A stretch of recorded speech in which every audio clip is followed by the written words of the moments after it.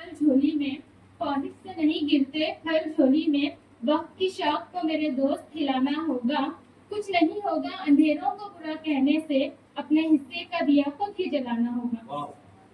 وعلیکم ورحمۃ اللہ وبرکاتہ۔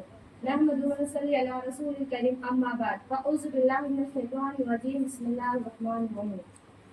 محترم سامعین، آج میں آپ کے سامنے شیطان کے بارے میں چند باتیں پیش کرنے جا رہی ہوں۔ محترم سامعین، شیطان کے بارے میں اللہ تعالیٰ فرماتے ہیں کہ یعنی شیطان انسان کا دشمن ہے، اور اللہ تعالیٰ فرماتے ہیں یعنی شیطان تمہارا دشمن ہے، تم بھی اپنا دشمن بناؤ۔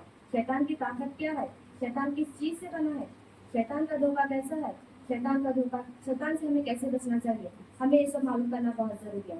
سب سے پہلے ہمیں یہ معلوم کرنا بہت ضروری ہے کہ شیطان کس چیز سے بنا ہے۔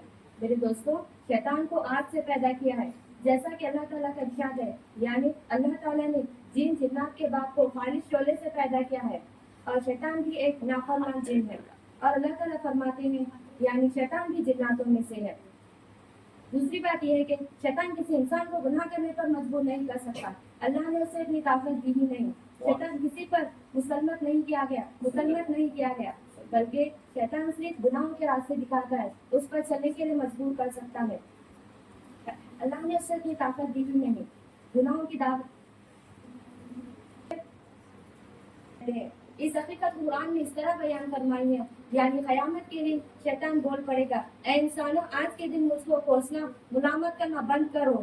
میں نے تمہیں دنیا میں میں نے تمہیں گناہ کرنے پر مجبور نہیں کیا تھا، بس میں تو گناہ کی دعوت دے رہا تھا، لیکن تم خود ہی گناہ پہ گناہ کرتے گئے۔ تو گناہ پہ گناہ کرتے گئے۔ آج کے دن مجھ پر ملامت نہ کرو، بلکہ اپنے آپ پر ملامت کرو۔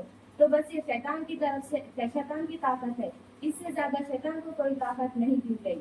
یعنی بعض لوگ گناہ کرتے ہیں تو شرمندہ ہونے کی بجائے بڑی آسانی سے کہہ دیتے ہیں یہ سب کچھ شیطان کی وجہ سے ہوا۔ یہ تو بہت غلط بات ہے۔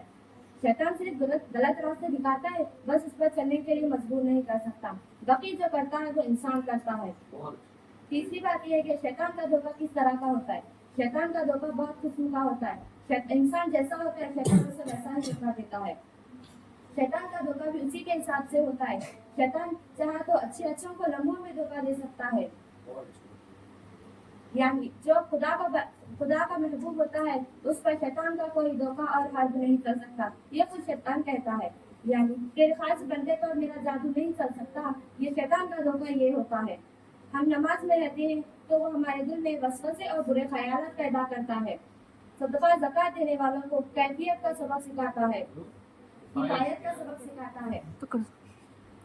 جو لوگ عبادت میں رہتے ہیں انہیں روکنے کی پوری کوشش کرتا ہے، جو لوگ عبادت میں مصروف ہوتے ہیں انہیں دکھاوا پیدا کرتا ہے، جو لوگوں میں جھگڑے پیدا کرتا ہے اور لوگوں میں سماج میں فتنہ پیدا کرتا ہے۔ شیطان کو انسان سے بھٹکانے کی پوری کفالت میں رکھتا ہے۔ چوتھی بات یہ ہے کہ شیطان سے ہمیں کیسے بچنا چاہیے۔ میرے دوست، میرے ماؤں بہنوں، شیطان ہر وقت ہمارے ساتھ لگا ہوا ہے، وہ ہمیں بہکانے کی پوری کوشش کرتا ہے۔ ہماری ذمہ داری یہ ہے کہ ہم اپنے آپ کو شیطان سے بچائیں۔ اس کے حدیث شریف میں بہت سے طریقے بتائے گئے ہیں۔ اس میں سے ایک حدیث شریف میں ہے کہ اگر کوئی انسان رات کو آیت الکرسی پڑھ کر سوئے گا تو وہ رات بھر شیطان سے محفوظ رہے گا۔ اگر کوئی کھاتے اور کوئی کام شروع کرنے سے پہلے بسم اللہ پڑھے گا تو وہ شیطان اس کام میں دھوکہ نہیں دے سکتا۔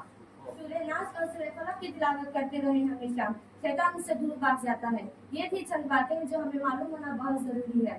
آخر میں میری اللہ تعالیٰ سے دعا ہے کہ ہم سب کو شیطان کے دھوکے سے محفوظ رکھیں۔ جزاک اللہ خیر۔ السلام علیکم۔